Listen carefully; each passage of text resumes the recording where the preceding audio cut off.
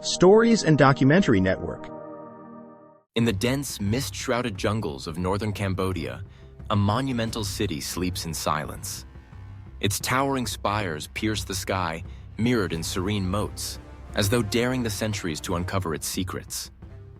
This is Angkor Wat, a city of stone and shadow, where every carved relief, every weathered wall, whispers stories of a civilization that once thrived in astonishing grandeur. Here, amid tangled roots and creeping vines, lies a riddle older than the temple itself. How could a civilization so vast, so powerful, vanish almost overnight, leaving only echoes in the jungle? Built in the early 12th century under the vision of King Suryavarman II, Angkor Wat was conceived as more than a temple. It was a divine city, a reflection of the cosmos on Earth. The 5 majestic towers symbolize Mount Meru, the mythical center of the universe in Hindu cosmology, while its vast galleries depict the timeless tales of gods and demons, celestial battles, and cosmic creation. Every stone was meticulously carved, every corridor carefully aligned to celestial bodies, revealing a civilization that fused artistry, engineering, and spirituality with almost supernatural precision. Yet, beneath this grandeur lies a haunting mystery. Angkor was not merely a temple, it was the heart of the Khmer Empire, one of the most powerful and sophisticated civilizations in Southeast Asia. At its height, Angkor was a thriving metropolis, home to possibly over 1 million people, connected by intricate water systems, canals, and roads that rival modern infrastructure. And yet, within a few centuries, this bustling hub of culture, commerce, and devotion fell into silence, swallowed by the very jungle it had once commanded. As we embark on this journey, we will explore the rise of the Khmer Empire, the astonishing ingenuity behind its architecture, the rituals and daily life of its people, and the enigmatic forces, both human and natural, that led to its decline. We will walk through shadowed galleries, trace the labyrinth of its moats and reservoirs, and listen to the silent testimony of its carvings.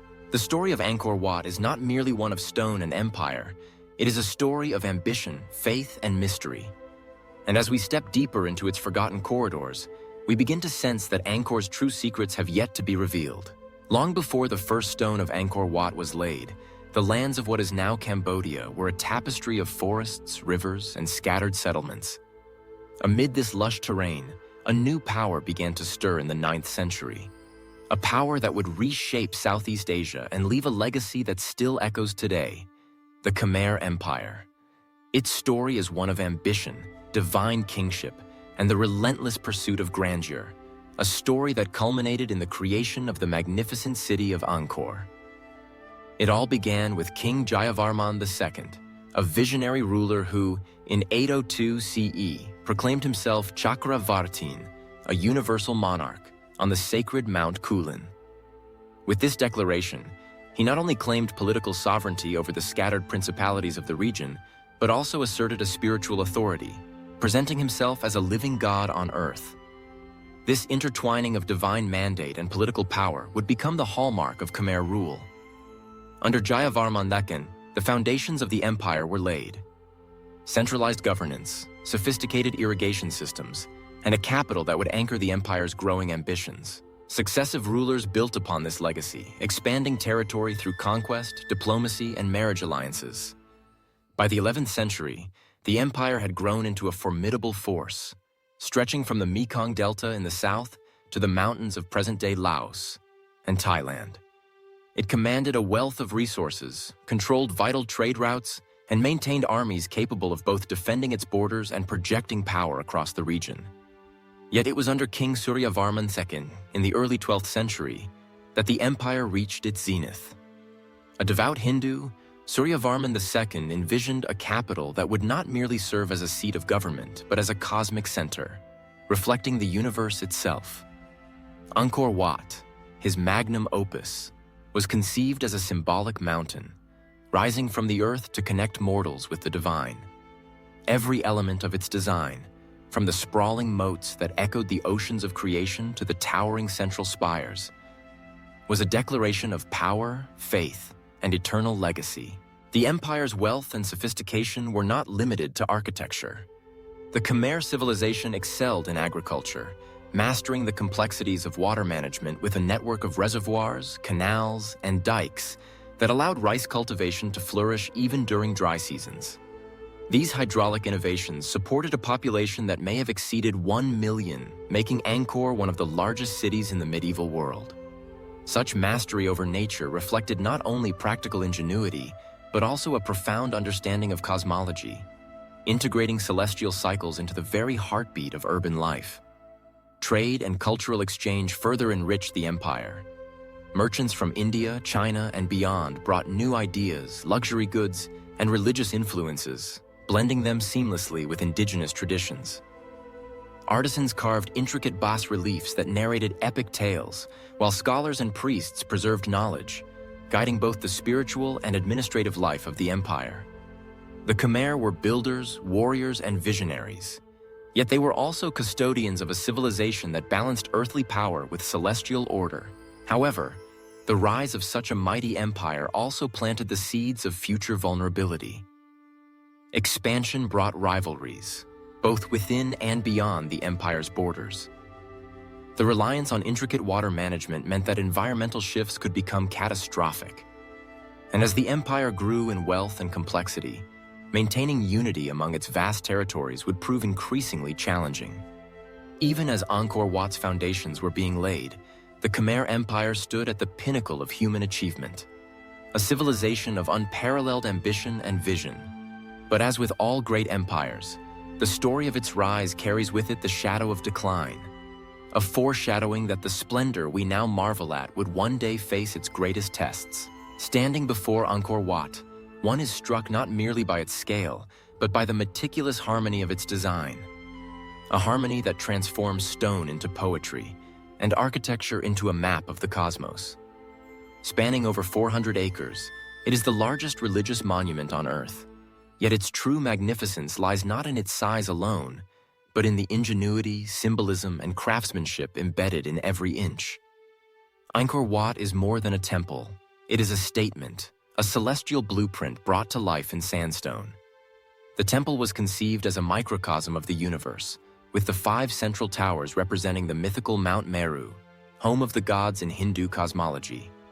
Surrounding this sacred mountain, a series of concentric galleries, terraces, and moats mirror the oceans and continents of the cosmos.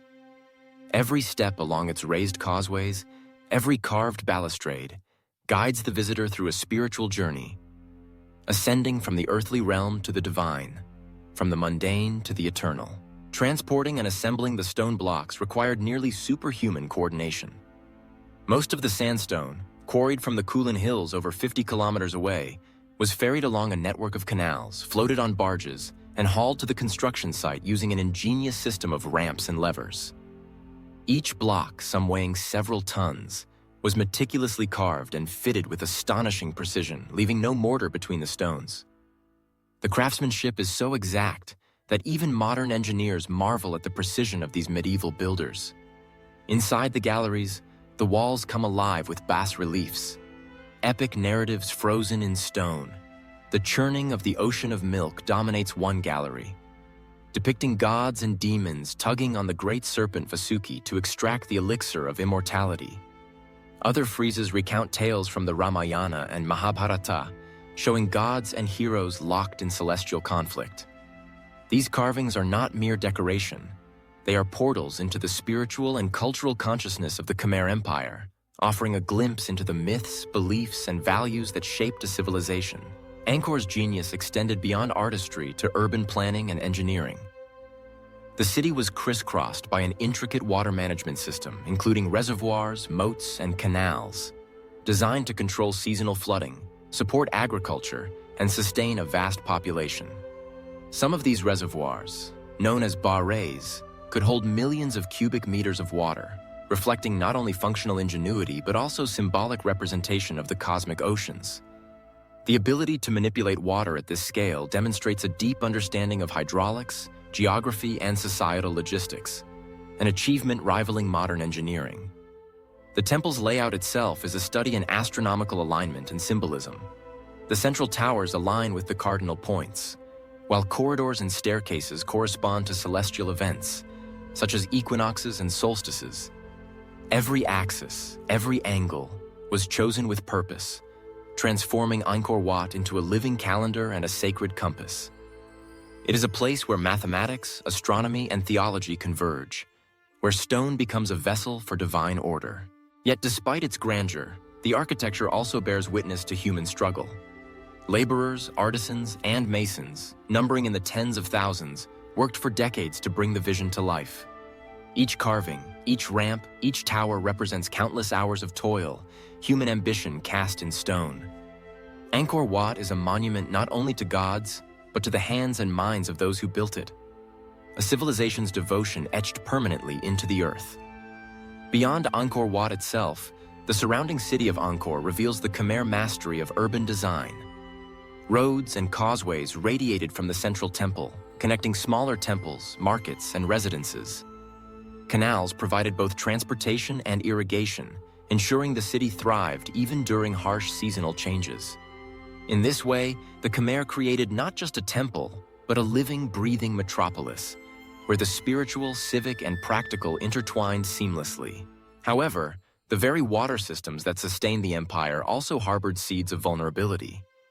Over centuries, sedimentation and neglect threatened the hydraulic network, leading to agricultural decline and instability.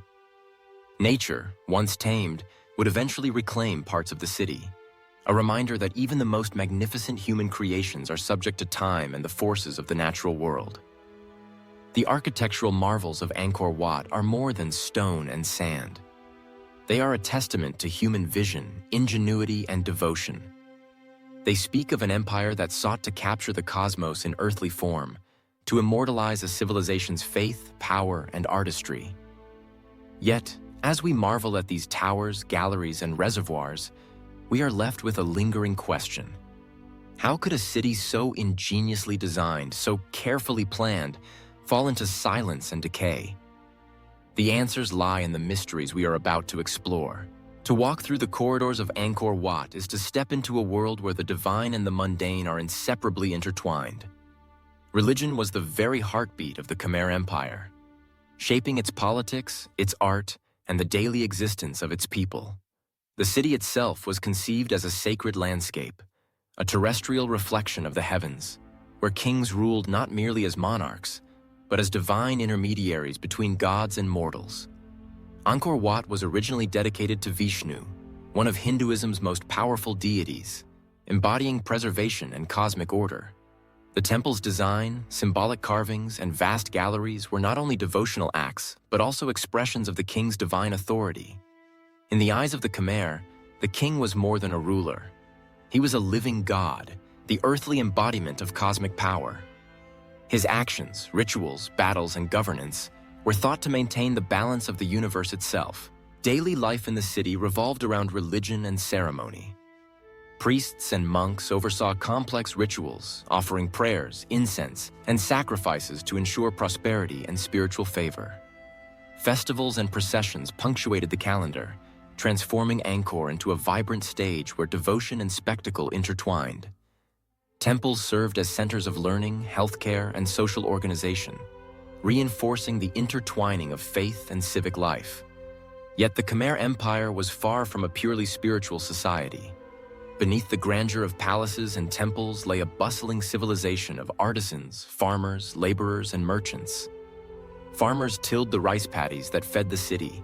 Laborers transported massive stones for temple construction, and artisans carved the intricate bas-reliefs that continue to mesmerize modern visitors.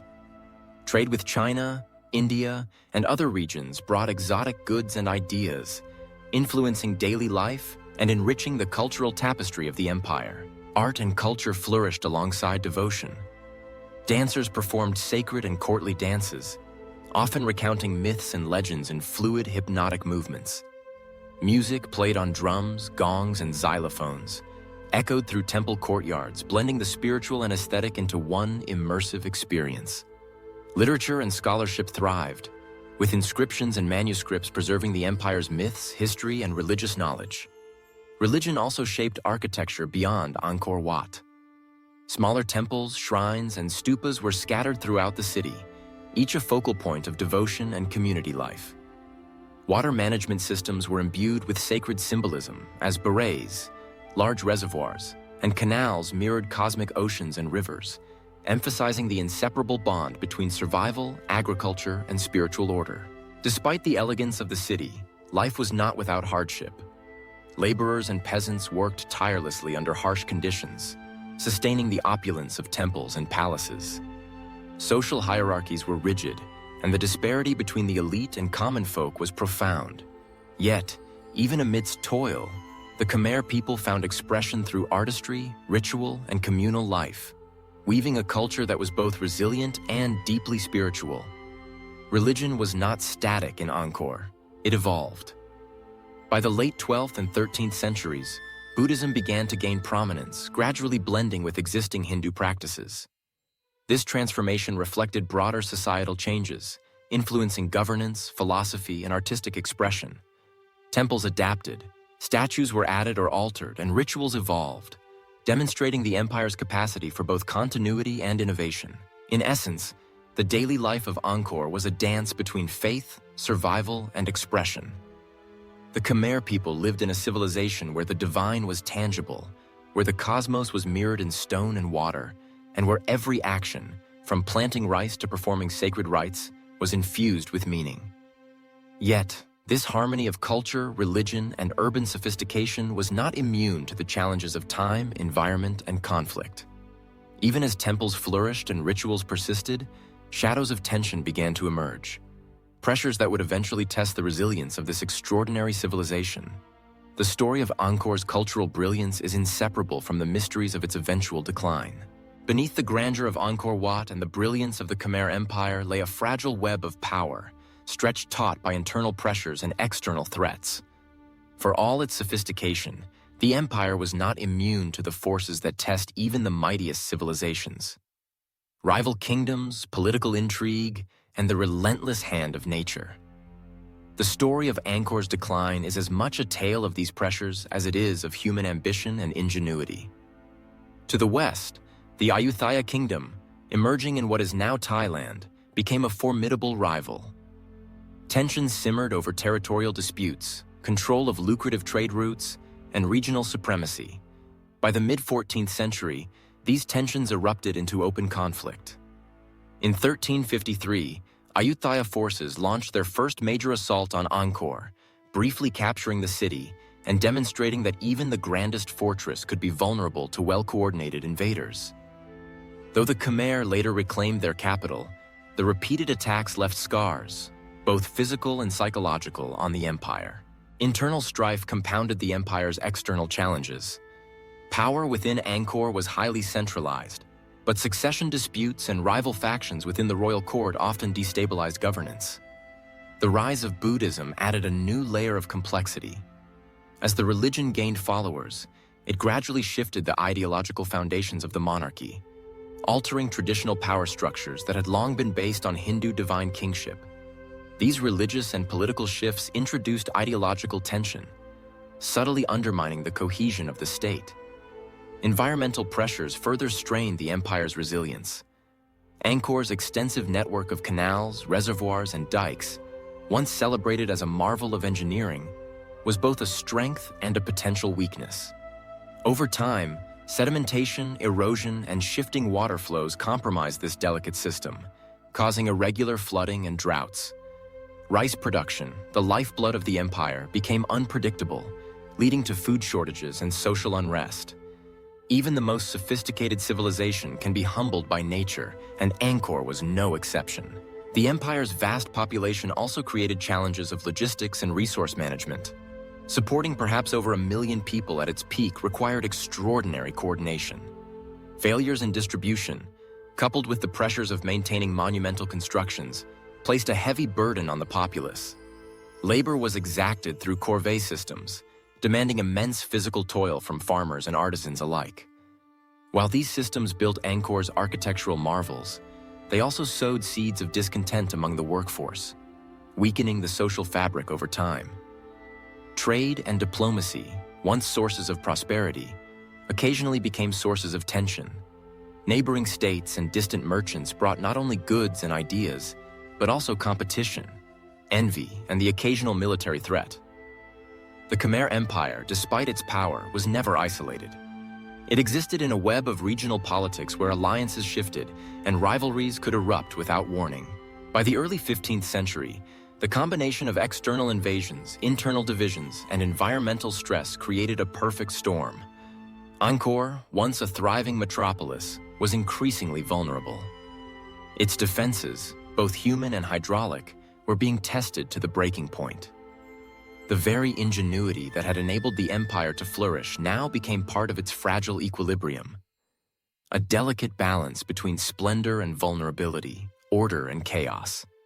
And yet, even as these pressures mounted, the empire endured for centuries, leaving us to wonder, what exact moment tipped the scales? Was it the sword of the invader, the failure of the water systems, or a convergence of forces too complex to untangle? The next chapter of Angkor's story, its mysterious decline, offers clues, though it still guards its ultimate secrets.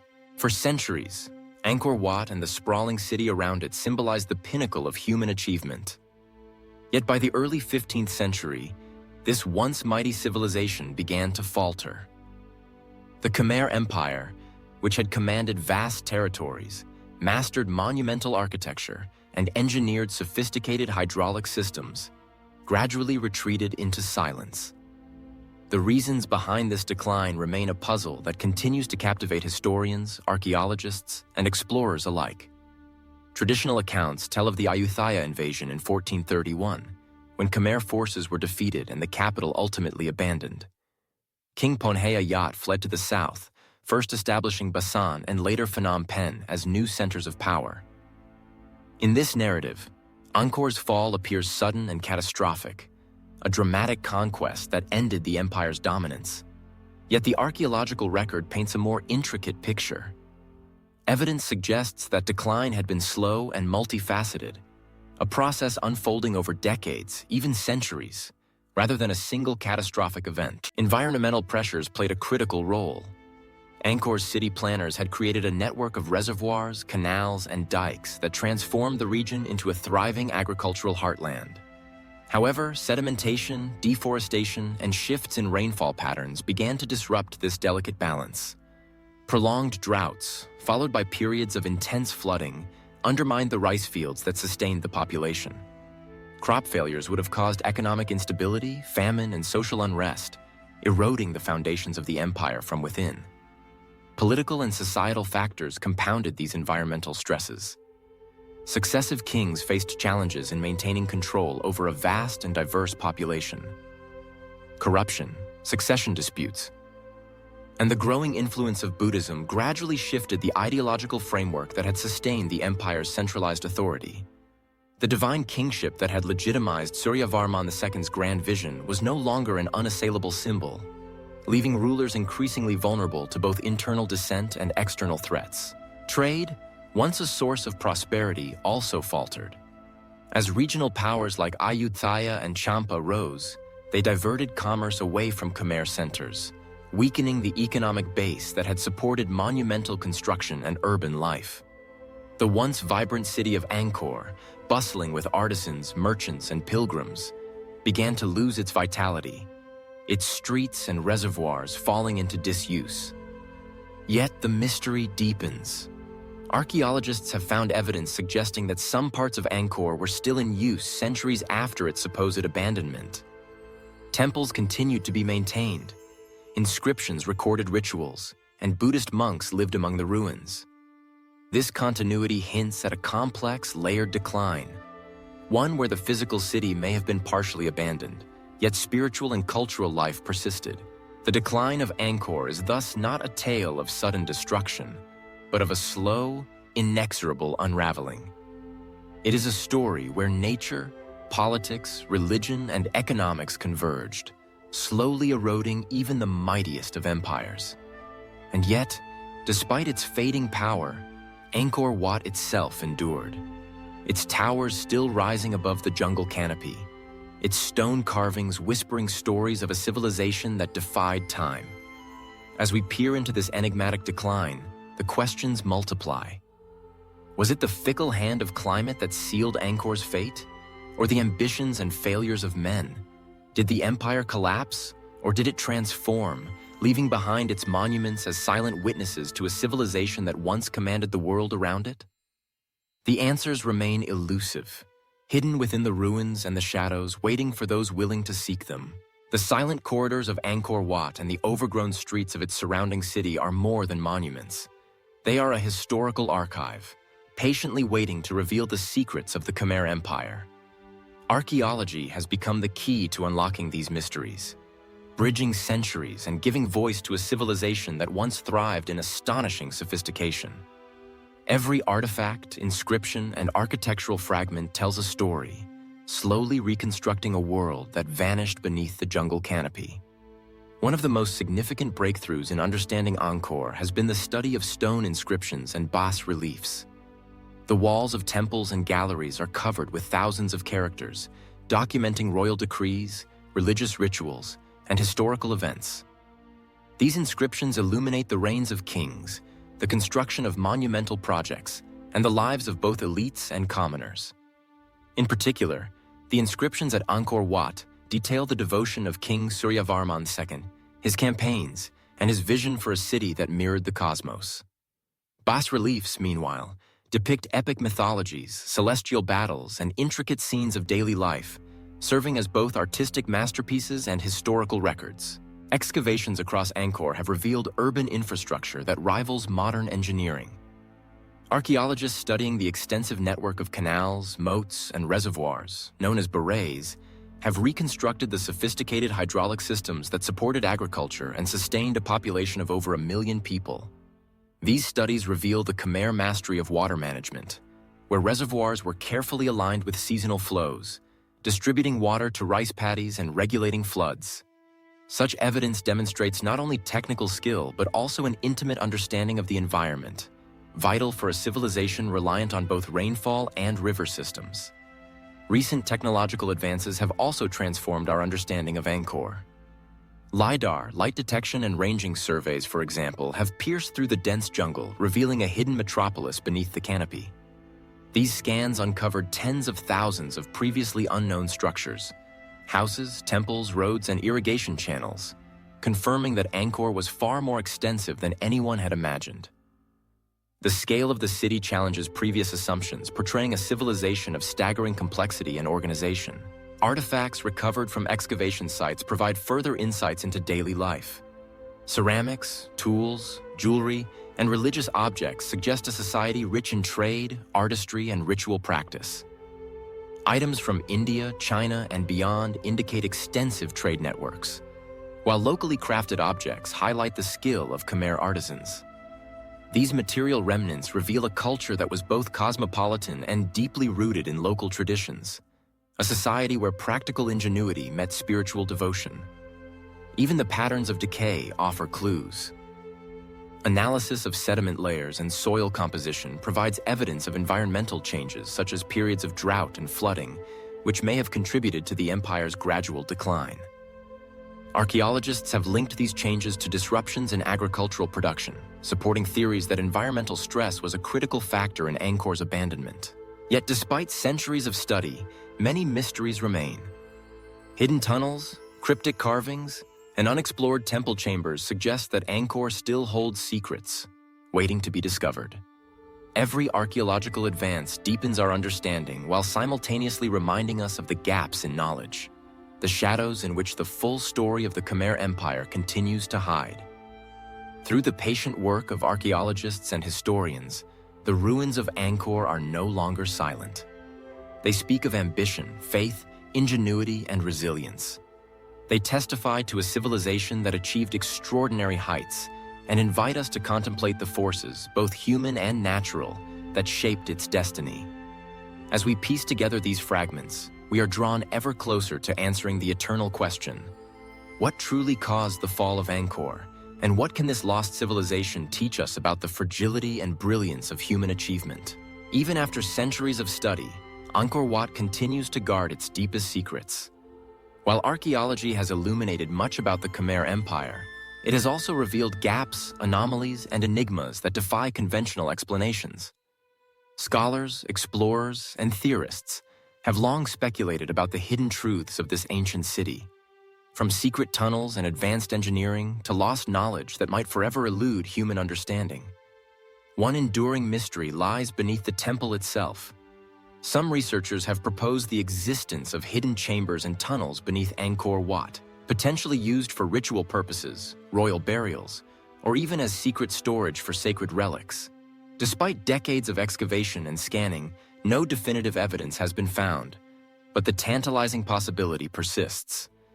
Ancient Khmer texts hint at subterranean passageways and ritual sites, yet the precise layout remains a riddle, shrouded in centuries of stone and jungle growth. Could there be undiscovered sanctuaries holding treasures or inscriptions that would rewrite history? The thought lingers, casting a shadow of intrigue across the temple's otherwise orderly stone. Another mystery revolves around the technological prowess of the Khmer. How did they transport massive sandstone blocks from quarries over 50 kilometers away without modern machinery? How did they construct canals and reservoirs capable of sustaining a population exceeding 1 million? Some have suggested advanced knowledge of hydraulics and engineering, while others speculate on forgotten techniques that might have surpassed even contemporary capabilities. The sheer scale and precision of Angkor's water systems hint at a level of sophistication that still baffles engineers today. The collapse of Angkor itself remains deeply enigmatic. Was it a sudden fall, triggered by invasion or rebellion, or a gradual decline driven by environmental factors? Climate studies indicate periods of prolonged drought, followed by intense flooding, yet these alone cannot explain the abandonment of a city so carefully engineered. Some scholars propose a combination of factors, a perfect storm of ecological stress, political instability, and external attacks, but the exact sequence remains elusive. Each discovery seems to raise more questions than it answers. Even the spiritual and symbolic aspects of Angkor are steeped in mystery. Bas-reliefs and carvings depict celestial events, mythological battles, and ritual ceremonies. Yet some symbols remain indecipherable. Could these carvings encode lost knowledge, secret rituals, or astronomical data now forgotten? The possibility that Angkor was more than a religious and political center, that it may have functioned as a repository of ancient wisdom, is a theory that continues to captivate researchers and dreamers alike. Legends and local folklore further deepen the intrigue. Stories speak of hidden treasures, secret pathways through the jungle, and sacred knowledge guarded by monks and spirits. While these tales cannot be taken as historical fact, they reflect the enduring sense of mystery that surrounds Angkor, suggesting that even the people who inherited its ruins sensed the power and enigma of what lay beneath. Perhaps the greatest mystery is one of scale and ambition. How could a civilization achieve such monumental construction, intricate urban planning, and cultural sophistication, only to recede into near oblivion? What knowledge, what secrets were lost when Angkor was abandoned? And what might remain hidden, waiting for the next generation of explorers to uncover? Angkor Wat challenges our understanding of human achievement. It is at once a monument to ingenuity and a labyrinth of unanswered questions. A reminder that even the most studied civilizations retain elements of the unknown. As we explore its corridors, scan its bas-reliefs, and wander its overgrown streets, we are left with a haunting realization. Some secrets may never be revealed, and the city continues to guard its mysteries, quietly daring the world to understand it. The enigma of Angkor is not just in what we see. It is in what remains hidden, in the shadows of stone and jungle, in the echoes of a civilization whose brilliance continues to fascinate, mystify, and inspire. Long after the city fell silent and the jungles began reclaiming its streets, Angkor Wat and the Khmer Empire left a legacy that continues to resonate across Southeast Asia and the world. Its influence is visible not only in monumental architecture, but in culture, religion, and the very imagination of subsequent civilizations. Angkor is more than a relic. It is a touchstone for understanding human ambition, artistry, and resilience. Architecturally, Angkor set a standard that would echo across the region for centuries. Temples in Thailand, Laos, and Vietnam drew inspiration from its design, incorporating the symbolic layout of mountains, moats, and cosmic alignment.